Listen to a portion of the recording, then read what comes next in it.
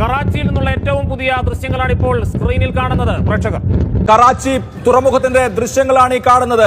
ഒടുവിൽ നമുക്ക് ലഭിക്കുന്ന അപ്ഡേറ്റുകളുണ്ടോ ശ്രീനാഥ്? ലക്ഷക്കണക്കിന് ജനങ്ങളെ പറ്റിച്ചത് നിങ്ങൾ ലൈവായിട്ട്.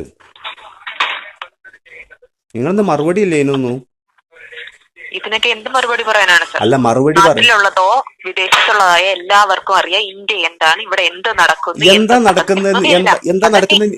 അല്ല, നിങ്ങൾ ഇന്നലെ കൊടുത്തത് കറാച്ചി പോർട്ട് ആക്രമിച്ചു, അതൊക്കെ ഞങ്ങൾ ജനങ്ങൾ വിശ്വസിക്കല്ല. നിങ്ങൾ കൊടുത്തത് ഇല്ലാത്ത വിശ്വസിക്കണമെന്നുള്ളത് ഞങ്ങളുടെ നിർബന്ധമല്ല സർ.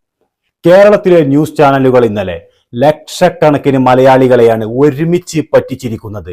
ജാലിയൻ കണാരനെ പോലും തോൽപ്പിക്കുന്ന രീതിയിലുള്ള പച്ച നുണകളാണ് കേരളത്തിലെ എല്ലാ ന്യൂസ് ചാനലുകളും ഇന്നലെ രാത്രി ഇന്ത്യ പാകിസ്ഥാൻ യുദ്ധത്തിന്റെ പേരിൽ പടച്ചുവിട്ടിരിക്കുന്നത്. ഏഷ്യാനെറ്റ് ന്യൂസ്, റിപ്പോർട്ടർ, മാതൃഭൂമി, 24, മലയാള മനോരമ എന്നിങ്ങനെ കേരളത്തിലുള്ള മലയാളത്തിലെ ഒട്ടുമിക്ക മുഴുവൻ ചാനലുകളും പച്ച നുണകളാണ് അടിച്ചുവിട്ടിരിക്കുന്നത്. ഇന്ത്യൻ സൈന്യം പാകിസ്ഥാന്റെ കറാച്ചി തുറമുഖം ആക്രമിച്ചു എന്നതായിരുന്നു ഇവർ നൽകിയ പ്രധാനപ്പെട്ട ഒരു വ്യാജ വാർത്ത.